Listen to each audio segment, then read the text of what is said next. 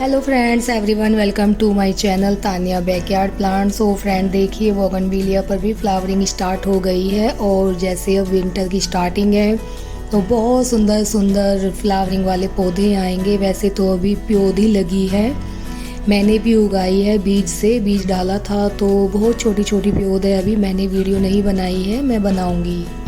मैंने जो बीज तैयार किया है वो मेरे गार्डन के फूलों से मैंने किया हुआ है, कोई रेडीमेड नहीं ख़रीदा है। और आज का जो मेरा वीडियो है वो स्नेक प्लांट को लेकर है, क्योंकि काफ़ी टाइम पहले, 1 साल पहले मैंने स्नेक प्लांट लगाया था और मैंने 3 पॉट में लगाए थे। 2 का बहुत अच्छे से चल रहा था, लेकिन ये जो तीसरा पॉट था इसमें क्या दिक्कत आई वो जब मैंने इसकी रिपोर्टिंग की तभी पता चला। ये इस तरीके से पतली पतली लीफ थी इसमें, और जैसे और गमलों में ग्रोथ बढ़ी है, इसमें नहीं बढ़ी है, कोई नया बेबी प्लांट नहीं निकला है। तो अब पता चला वजह क्या थी। पिछले साल मैंने इस बरसात के मौसम में स्नेक प्लांट की रिपोर्टिंग की थी, तो मैंने बाहर से मिट्टी मंगाई थी। 2 पॉट में तो जो मेरे गार्डन की मिट्टी थी वही यूज कर ली थी।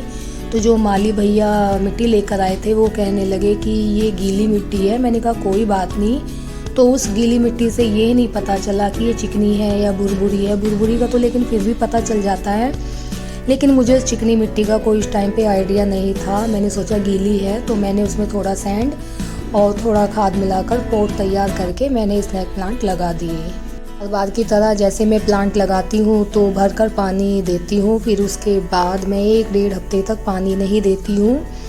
तो दोनों जो पॉट थे वो पानी से सूख गए थे, मिट्टी उनकी सूखी सूखी हो गई थी। लेकिन ये जो मेरा तीसरा पॉट था ये सूखा ही नहीं था, ये गीला ही गीला रहता था। तो जब भी मैं पानी सभी पौधों में डालती थी तो इस वाले में नहीं डालती थी, क्योंकि इसकी मिट्टी हमेशा गीली ही रहती थी।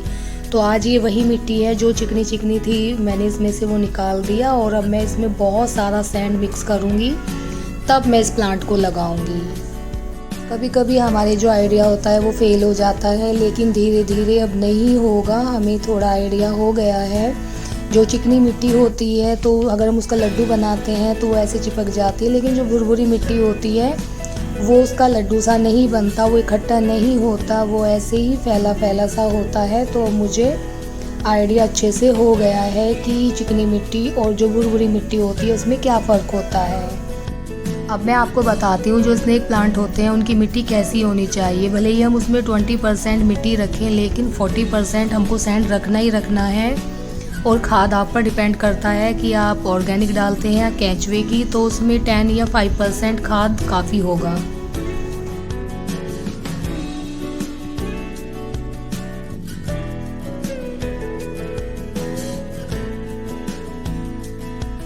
स्नेक प्लांट की जितनी भी रूट्स थी सब गलने लगी थी, और जो नए बेबी प्लांट निकलने थे वो तो निकल ही नहीं रहे थे। नहीं तो 1 साल में जो हमारा पॉट होता है वो भर जाता है, नए बेबी प्लांट्स निकलते हैं, तो वो नहीं निकले। तो समझ में तो मुझे आ रहा था कि इसमें कुछ गलती है, मिट्टी में है, या इसकी जो ड्रेनेज होल होता है वो बंद है, कुछ ना कुछ तो कमी है जो इसमें एक भी बेबी प्लांट नहीं निकला।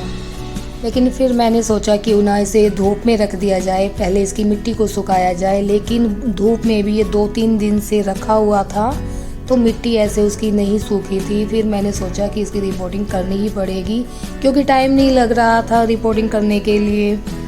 फिर चलो मैंने टाइम निकाला तो किया, तो फिर ये कमी निकली कि इसकी जो मिट्टी थी वो ख़राब थी, चिकनी थी, इस वजह से ही पानी नहीं सूख पा रहा था, ये गीली ही थी। अब इस पॉट को देख लो आप, कल सुबह ही पानी दिया था और देखो कितनी टाइट मिट्टी हो गई है।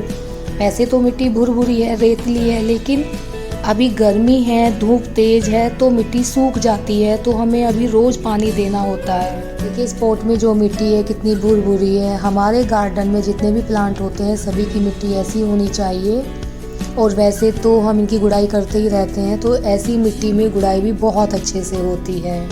जब भी मैं कोई पॉट में न्यू प्लांट लगाती हूँ तो उसमें बहुत अच्छे से पानी भरती हूँ, और भरना भी चाहिए। फिर 2-4-6 दिन का हमें गैप करना चाहिए। एक तो ये टेस्ट हो जाता है कि अगर हम पॉट में पानी डाल रहे हैं तो ड्रेनेज होल से जो भी एक्स्ट्रा पानी है वो निकल रहा है, नहीं निकल रहा है। अगर निकल रहा है तो बेस्ट है, अगर नहीं निकल रहा है तो हमें उसको सुखा के फिर दोबारा उसकी रिपोर्टिंग करनी ही पड़ेगी, क्योंकि रुके हुए पानी में प्लांट ख़राब हो जाते हैं। अब देखिए मैंने अपने इस पॉट में बहुत अच्छे से पानी भर दिया था और देखो जो भी एक्स्ट्रा पानी था सब ड्रेनेज होल से निकल जाएगा और एक बूंद भी पानी नहीं रुकेगा। वैसे भी स्नेक प्लांट को तो बहुत ही कम पानी की ज़रूरत होती है। वैसे तो आपने देखा होगा ये राजस्थान एरिया में ज़्यादा होते हैं जहाँ पानी की बहुत कमी होती है, ऐसी ऐसी जगह ये प्लांट्स ज़्यादा होते हैं। लेकिन इनकी जो वहाँ मिट्टी होती है वो रेतली बुरबुरी सी होती है, तो ऐसी ही मिट्टी में ये अच्छे से चल पाते हैं। तो मैंने वही मिट्टी बनाई है, तो मैं इसको 8-7 दिन ऐसे गैप कर करके पानी देती हूँ। अगर आपका प्लांट किसी भी तरह का इस तरह से ख़राब होता है तो प्लीज़ आप उस प्लांट की रिपोर्टिंग करके देखें, तो वजह पता चल जाती है और हमारा प्लांट ख़राब होने से बच जाता है। Thank you for watching this video.